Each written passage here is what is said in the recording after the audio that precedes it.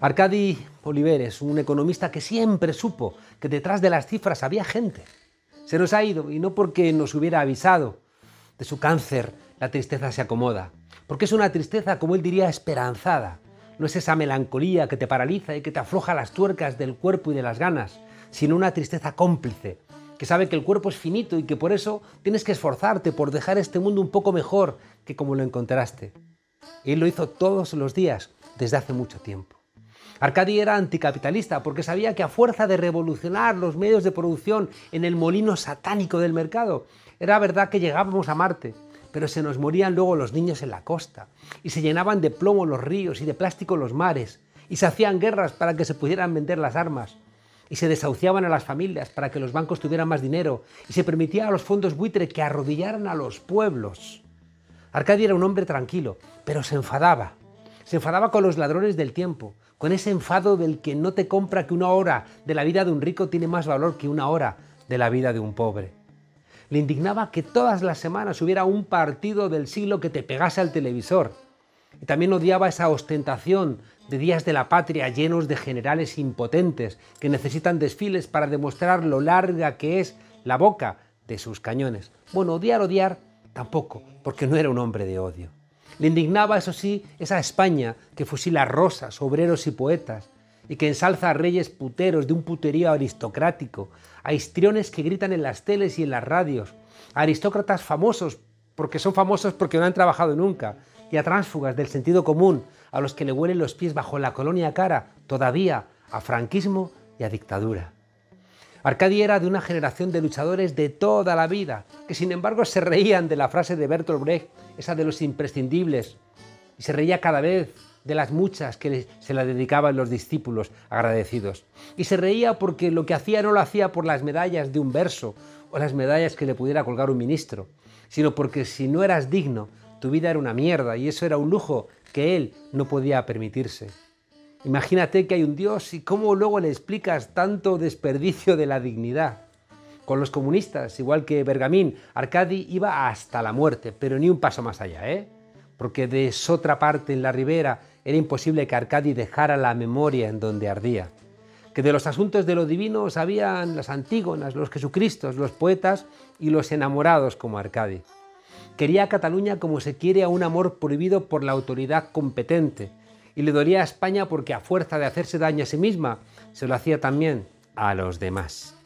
Entendía la justicia como reparación y como reconocimiento y le dejaba las cárceles y los castigos y las multas y los linchamientos para los que preferían evitar la venganza antes que desplegar el espíritu, ese que hacía crecer la libertad, la igualdad y la fraternidad. La fraternidad, Arcadi, esa familia amplia y disidente de la izquierda, que siempre la supiste, que era tu tradición, la que te acompañó toda tu vida. En verdad, Arcadi, te nos ha sido lo justo, que nos tenemos que ir todos. Y en la escuela que dejas, en la memoria que regalas, en el método de cielo cernido que construiste, nos dejas ese camino para saber quitar la paja e ir al grano. Y así nos queda la mejor de las enseñanzas. Sed buenos, mendrugos.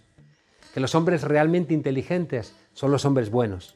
Porque el amor es la más destilada forma de inteligencia. ¡Ay, los que no lo entienden! Tanta inteligencia que esa gente, como tú, gente sabia, que te enseña y no te das cuenta de que te está enseñando y de que te ha convertido en otra persona, que te ha hecho aflorar lo mejor de ti. Y ellos, sin embargo, se ponen rojos solo de pensarlo, porque les daría vergüenza haberte hecho pasar al otro lado del espejo. Gente que aprendían tanto y se esforzaban tanto, sobre todo para contárnoslo, precisamente para eso, para que supiéramos después contárselo también a otros. Para ser, porque ellos fueron, para ser Arcadi, porque tú fuiste. Hoy que la primavera trae rayos de sol y despide un invierno feo y solitario, me voy a ir a pasear un rato contigo, con Arcadi, que seguro que te has declarado insumiso del cielo.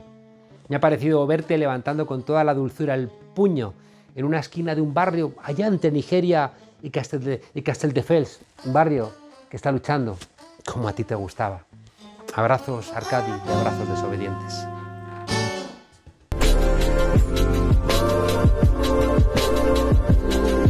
El toro por los cuernos es una obra colectiva de 4 jóvenes investigadores que analizan el auge de Vox, de este partido de extrema derecha en España, comparándolo también con la realidad europea. Para hablar de esta obra tenemos hoy a Fidel Oliván, politólogo, sociólogo, investigador y coordinador de esta obra. Fidel, ¿cómo estás? Buenas noches y bienvenido aquí a La Frontera. ¿Qué tal? Muy buenas. Muchas gracias por invitarme. Pues estoy muy bien, la verdad, muy contento. Gracias, Fidel, a ti. Oye, Vox se va a hacer campaña a Vallecas. ¿Qué hace un partido de extrema derecha queriendo buscar votos en un barrio tradicionalmente obrero? Pues fundamentalmente creo que buscan una imagen, ¿no? Buscan provocar y que exista una respuesta, una especie de confrontación, ¿no? Y de esta manera, pues, conseguir una imagen mediática, puesto que la estrategia de tratar de conseguir votos en un barrio en el que no tienen prácticamente ningún tipo de presencia ni actividad, pues yo creo que se descarta, ¿no? O sea, como se dice que van a Vallecas para conseguir votos en el barrio de Salamanca. Efectivamente, saben que tienen que activar ahí esos barrios más allá que estos otros, ¿no? Oye, ¿cómo definimos, Fidel, a la extrema derecha? Pues no hay, o sea, hay bastante discusión al tema, con respecto al tema, la verdad, por parte incluso de académicos, pero yo creo que hay que sobresalir, o sea, hay que subrayar tres cuestiones fundamentales, ¿no? En primer lugar, en lo que es el nativismo, que es más allá del nacionalismo, es decir, la preferencia de la persona nativa, ¿no?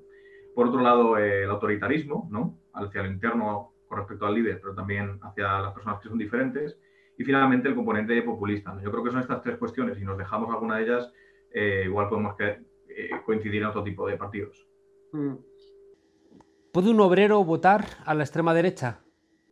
Por supuesto, por supuesto. En el caso español, la verdad es que no ha sido registrado hasta el momento una mayor sobrerepresentación, ¿no? de electorado obrero en la extrema derecha, pero es algo que es usual, que es algo que es la norma en Europa, ¿no? Que ocurre con la extrema derecha europea, con el Frente Nacional, pero también con partidos nórdicos. Entonces, la pregunta esa es más tonto que un obrero de derechas, ya no tiene sentido. En el caso español puede tener sentido, ¿no? Pero es cierto que en Europa hace tiempo que existe un viraje ideológico a la extrema derecha que ha conseguido atraer cada vez más a masas trabajadoras, ¿no? Que tradicionalmente votaban a la izquierda o se abstenían. ¿Cómo es posible ese trasvase de votar partidos de izquierda o de extrema izquierda y pasar a votar a partidos de extrema derecha en Europa? Pues, por un lado, pienso que tiene mucho que ver con la oferta y la demanda, ¿no? Existe una falta en la oferta, ¿no? En cuanto a partidos políticos que no ofrecen una defensa de estado de bienestar seria, ¿no? La socialdemocracia europea ha adquirido una vía, pues ya sabemos, socioliberal y los partidos comunistas, pues como sabemos, la gran mayoría se han extinguido, ¿no? En este sentido, ¿no? Es decir, no existe una oferta de una defensa de estado de bienestar. Y a su vez ha habido una serie de movimientos ideológicos por parte de la extrema derecha que han abandonado su tradicional neoliberalismo para abrazar lo que se llama nativismo del bienestar, ¿no? Una defensa del estado de bienestar solo para los nativos, solo para las personas que pertenecen a un país, excluyendo, por supuesto, a personas extranjeras, ¿no?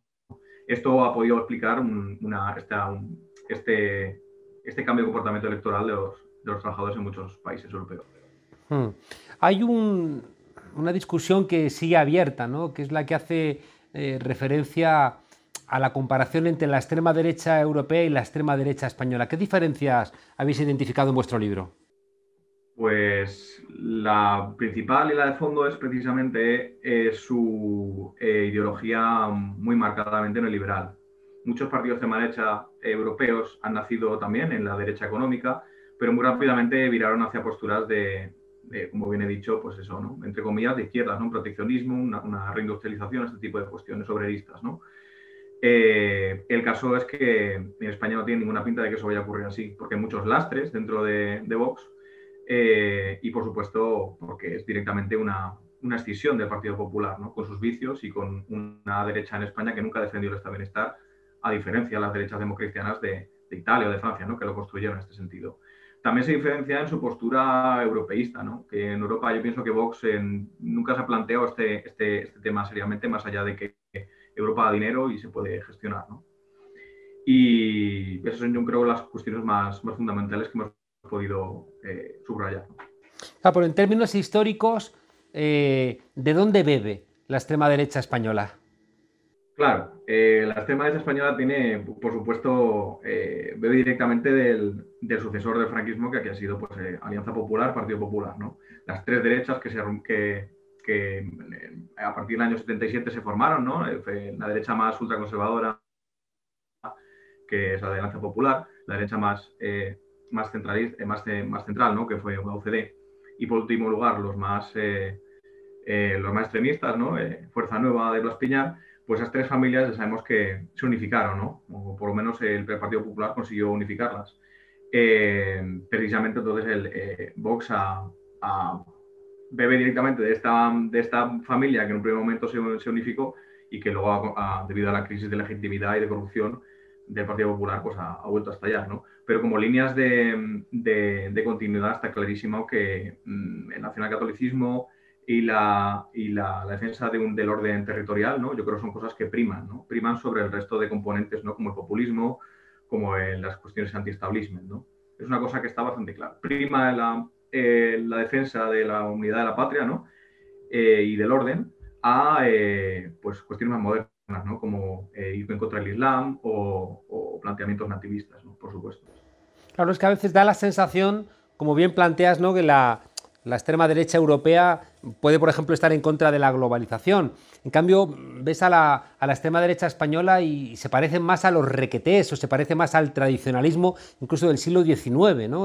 Con esa defensa de la monarquía, esa defensa del capital, esa defensa de un orden católico pero muy vinculado a las élites, ¿no? Y que creo que dificulta que haya sectores populares que puedan verse ahí reflejados, por ejemplo, la cantidad de nobles, ¿no? Que hay en el Partido Popular, en Vox. Eso es otro lastre, ¿no? Que les va a costar caro a la hora de buscar el voto obrero, ¿no? Cómo se va a reflejar en un candidato político noble, ¿no? Un trabajador de Vallecas.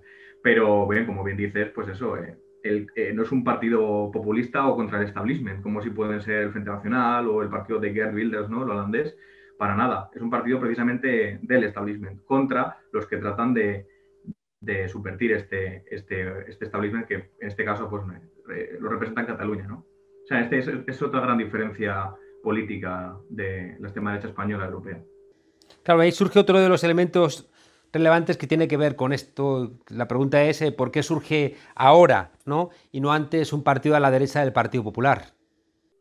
Pues una cuestión que precisamente hace tan solo un año antes de que surgiera Vox se estaba escribiendo desde muchos sitios de por qué precisamente no existía en España ese tipo de partidos, ¿no? A todos, yo creo que incluso a la comunidad científica ha sorprendido muchísimo el surgimiento de Vox, puesto que en España se dieron tres condiciones muy, vamos, bastante basadas, ¿no? en la bibliografía para que surgieran los partidos de extrema derecha. Una crisis económica, una crisis política de hondo calado, que ha afectado incluso pues, una crisis de legitimidad, ¿no? Del propio sistema. Y en tercer lugar, una llegada de migrantes bastante grande. Esto se dio en los primeros años de crisis, ¿no? Luego ya sabemos que el flujo de migrantes fue bastante menor, pero aquí en España se dieron esas tres cuestiones, ¿no?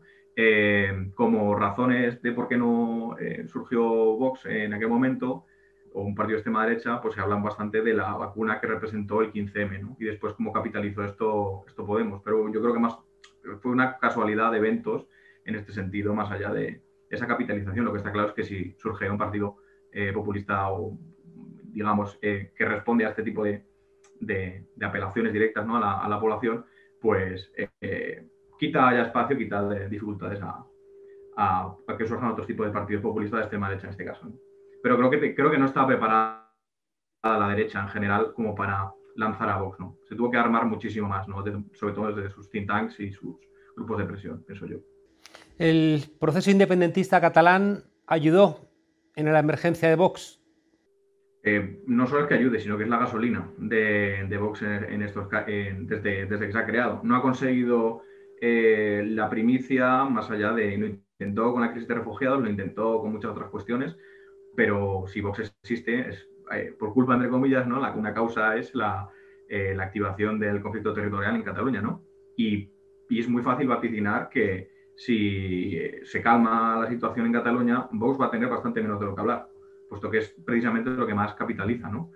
Y otra cuestión más que diferencia de la extrema derecha europea, ¿no? Que es capaz de asirse a temas más, pues eso, más anclados en el estado de bienestar, temas más profundos en la sociedad, ¿no? Y no solo contextuales.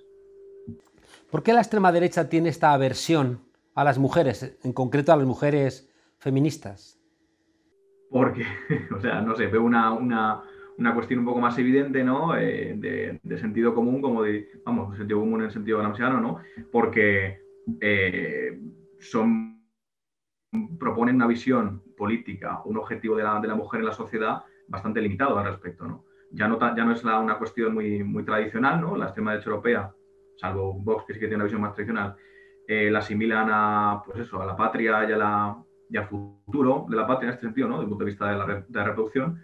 Pero hay partidos de extrema derecha europea o representantes como Geert Wilders o Marine Le Pen que van más allá y ya hablan de una especie de feminismo defensor de las mujeres en contra de la Sharia, ¿no? De la ley islámica y de otro tipo de cuestiones. Eso me parece una lectura un poco más inteligente, ¿no? Que la que pueda haber aquí en España, donde, pues eso, la propuesta feminista es poner a cuadros femeninos un poco, pues eso, un poco más serios.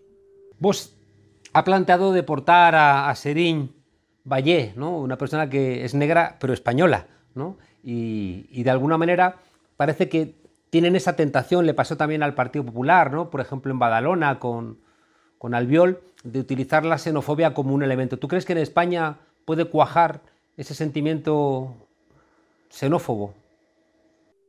La verdad me cuesta porque, como bien he comentado, los años, digamos, complicados, los años en los que se estableció aquí una masa de migrantes que duplicaba o triplicaba la que llegaba a Italia, a Francia, durante los años 2000, ¿no? Esos años complicados se solventaron más o menos en este sentido, ¿no? Por supuesto, si consultas el informe Rasen, ¿no? de Movimiento contra la Intolerancia, pues se puede ver un montonazo de barbaridades que había, ¿no? Pero en general yo creo que había una aceptación bastante pasiva de la sociedad española de este tipo de cuestiones. Que se pueda activar a partir de ahora, por culpa de un partido de extrema derecha, yo creo que sí que es probable, pero veo que es bastante complejo ya. Sobre todo cuando miro en los barrios donde sí que de verdad hay multiculturalidad, ¿no? Veo que ya los jóvenes nacen ya dentro de esa multiculturalidad. Ya no tienen que hacerse a tener a alguien diferente en clase. En muchas zonas ya se da por hecho, ya parten desde esa realidad, ¿no? Y lo que ven raro es los ataques al diferente, ¿no? Vamos, igual es una cuestión optimista, pero desde el punto de vista de las ciudades yo creo que sí que es más factible, ¿no? Diferente es el caso de, pienso yo, de siempre de Almería, Murcia y esa zona, ¿no? Que tiene una relación más compleja con la inmigración. Por la agricultura, obviamente, ¿no? Y esos pequeños propietarios. Fidel, dos últimas cuestiones. Una es, ¿hay una internacional de extrema derecha que se estén ayudando mutuamente? Pues más allá de cuestiones conspiranoicas, ¿no? Yo acudiría a ver que a quién tratan de tomar como ejemplo. Yo creo que Vox en ese caso tiene bastante crisis de identidad. Trata de verse reflejado a veces en Frente Nacional, intenta seguir un guión obrerista, inaugurando su sindicato, que a día de hoy tampoco tiene una web, por ejemplo, o redes sociales. Pero yo creo que donde más se ve reflejado es en la derecha ultraconservadora, ¿no? No tanto en la moderna extrema derecha europea, sino en la derecha ultraconservadora del Pacto de Visegrado, ¿no? De Polonia, Eslovenia y Hungría. Yo creo que ahí es donde más puede verse reflejado, pues, por su nacionalcatolicismo, por la importancia de la familia y el orden y la ley en este sentido, ¿no? No tanto otros temas y otros móviles que movilizan a la extrema derecha. Una internacional me cuesta, porque incluso entre ellos tienen bastantes diferencias y discusiones. Por ejemplo, el propio Parlamento Europeo no existe una unicidad, ¿no? De todas estas de extremas derechas. Pero lo que está claro es que hay una ola de derecha radical que azota a los dos lados del continente, ¿no? Y en los intentos de un tipo como Steve Bannon, ¿no? de intentar coordinar esa derecha trumpista, ¿no? Se quedó en nada, funciona. En las redes sociales sí que tienen cierta influencia.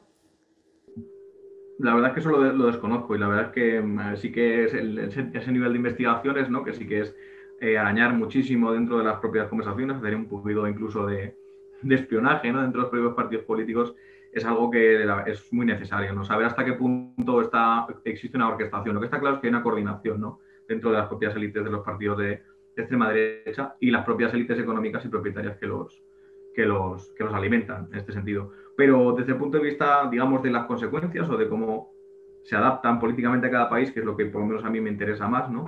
Veo desde luego muchas diferencias, ¿no? Y no veo los mismos factores de éxito, de fracaso. ¿No es algún tipo de fascismo siempre el plan B del capitalismo en crisis? Por supuesto. Hay que tener una visión, pues eso, dialéctica, ¿no? De todo esto.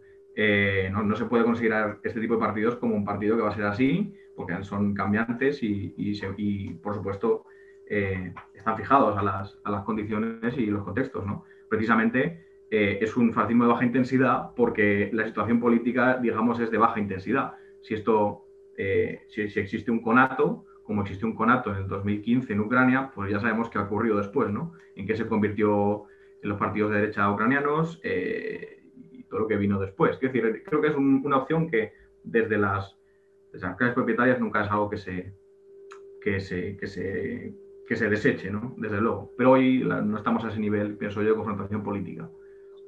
Fidel Oliván, El toro por los cuernos, en la editorial Tecnos, muchas gracias por darnos un poquito de luz en este torbellino que a veces nos asusta y no sin razón. Muchas gracias, un abrazo y suerte con todo. Muchísimas gracias a vosotros.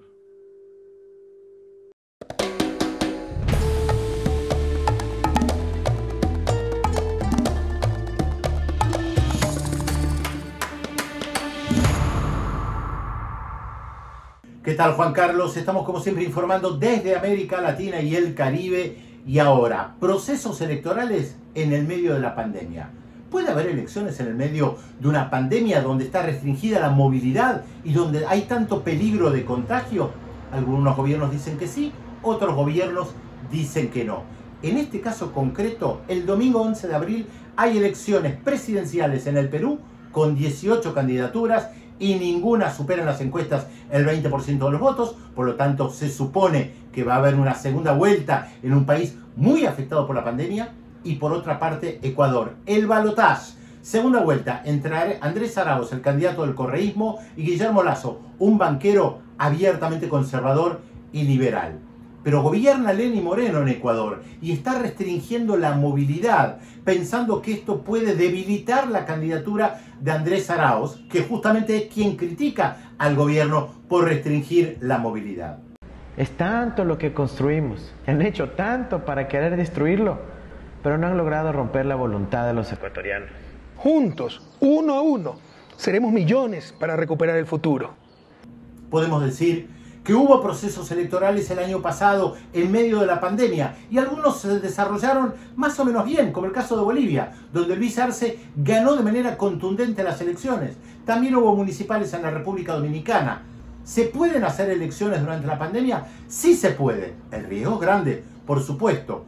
El gobierno de Chile decidió postergar las elecciones a la Convención Constituyente que se tenían que realizar el mismo día de Perú y Ecuador, por temor a la extensión de la pandemia. Chile está pasando muy mal momento, porque a pesar de haber sido el país más exitoso en vacunar en América Latina y el Caribe, ahora está sufriendo las consecuencias de la pandemia y que mucha gente se relajó y comenzó a viajar, y especialmente a Brasil. Y hoy Chile tuvo que cerrar las fronteras. Uruguay las cerró, Argentina las está cerrando, Brasil las tiene prácticamente selladas, y Ecuador y Perú también. Perú con múltiples restricciones durante la Semana Santa.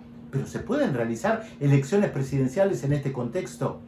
Todo es motivo de debate, porque la salud es política, porque la pandemia es política y porque los procesos electorales obviamente lo son. Apelo a todas as autoridades do Brasil que revejam essa política e permitam que o povo vá trabalhar.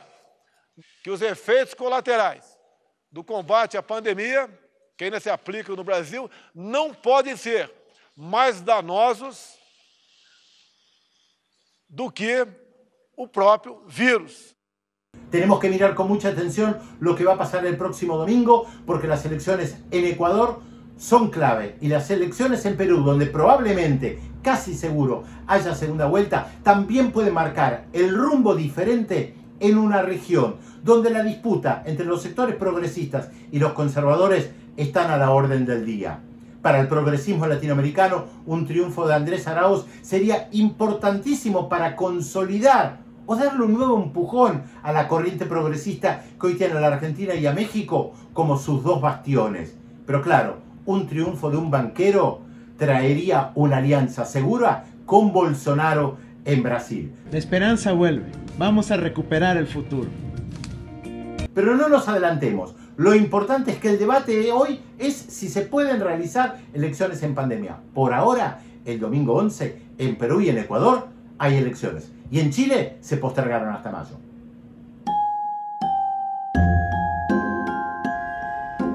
Génova, we have a problem, we have a problem.